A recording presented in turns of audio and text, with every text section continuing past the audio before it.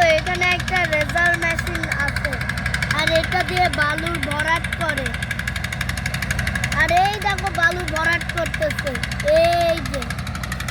আর এইটা দিয়ে বালু হচ্ছে বালুর মাঠ বানাই দিবে, একদম বালুর মাঠ বানাই দিবে। এটা হচ্ছে একটা রেজার মেশিন,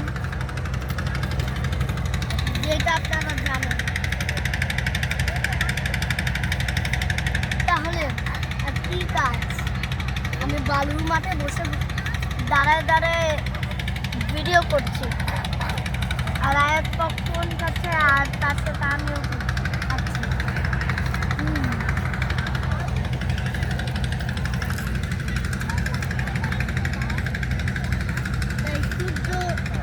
তাই আমি যেখানে যাচ্ছি তাই সূর্য আমার সাথে যাচ্ছে, তাই মানুষরাও যাচ্ছে।